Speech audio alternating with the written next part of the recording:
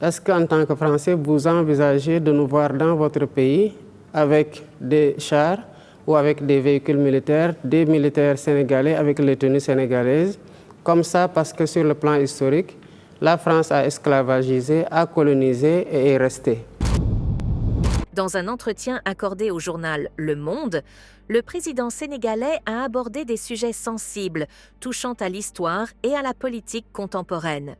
Défenseur d'une politique souverainiste, il a mis en lumière le massacre de Tiaroye, un événement tragique survenu en 1944 et resté longtemps dans l'ombre de l'histoire officielle.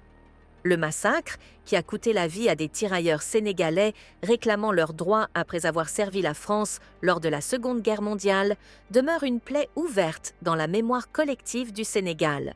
Pour le président, il est essentiel de reconnaître cet épisode afin de bâtir des relations plus transparentes avec l'ancien colonisateur. Naturellement, on n'en est pas encore à l'exercice d'excuses, mais je dois vous révéler que j'ai reçu aujourd'hui une lettre du président Macron dans laquelle il reconnaît que ce fut en effet un massacre.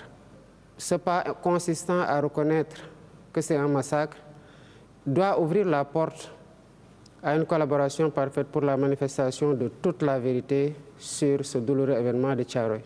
Est-ce que vous pensez que 80 ans plus tard, la France cache toujours délibérément une partie de la vérité?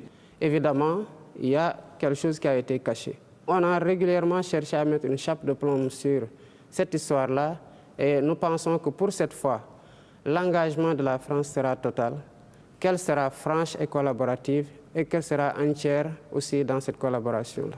Concernant les relations avec la France, le chef d'État a affirmé vouloir les redéfinir dans un cadre respectueux des aspirations africaines.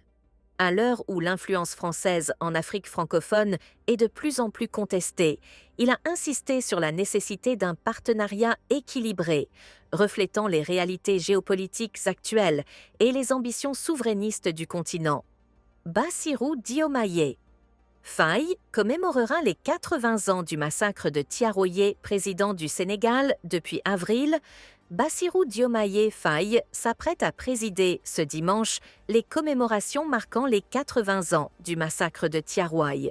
Cet événement tragique, survenu le 1er décembre 1944, a vu des dizaines, voire des centaines, de tirailleurs africains périr sous les balles de l'armée française, dans un camp situé en périphérie de Dakar.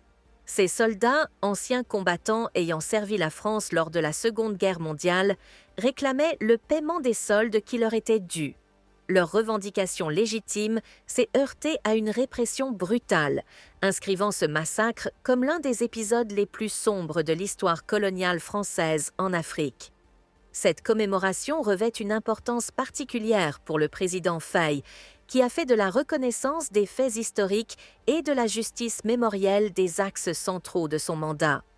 Elle intervient également dans un contexte où le Sénégal, à l'instar de nombreux pays africains, cherche à réévaluer ses relations avec l'ancienne puissance coloniale.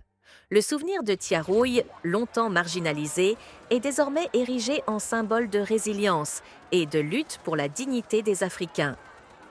La France doit s'excuser, estime le fils d'un tirailleur sénégalais tué à Tiaroye. Son père fait partie des nombreux tirailleurs massacrés par l'armée coloniale française en 1944 à Tiaroye, près de Dakar. À quelques jours du 80e anniversaire de la tuerie, le Sénégalais Biram Senghor, 86 ans, seul descendant vivant connu de victimes, réclame des excuses et une indemnisation. Monsieur Senghor est l'unique fils de Membab Senghor, tué le 1er décembre 1944, alors qu'il réclamait ses arriérés de solde pour sa participation à la Seconde Guerre mondiale. Les autorités françaises de l'époque avaient admis la mort d'au moins 35 personnes. Mais plusieurs historiens avancent un nombre de victimes bien plus élevé, jusqu'à plusieurs centaines. L'endroit où reposent les soldats tombés n'a jamais été précisément révélé. La France doit se repentir, de s'excuser devant les ayants droit les endroits des gens que les Français ont tués.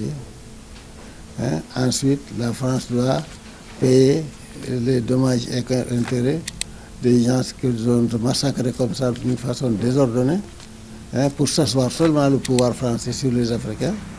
Et la France doit relever les gens là au rang de martyrs, leur donner les distinctions honorifiques qu'il faut.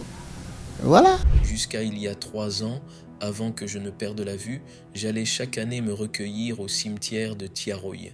J'ai appris que des tirailleurs y sont enterrés dans une fosse commune, près d'un baobab, mais je n'en sais rien de plus, explique à l'AFP Biram Senghor, adjudant-chef de gendarmerie à la retraite.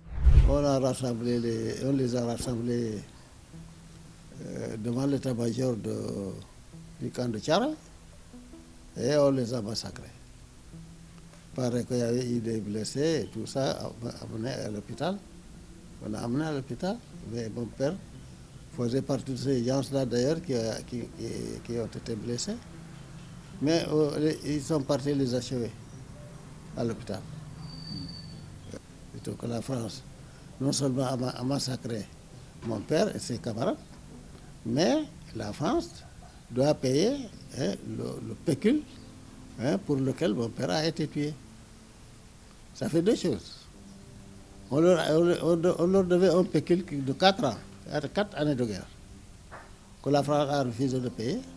Et de surcroît, la France les massacre pour ne pas payer les droits là.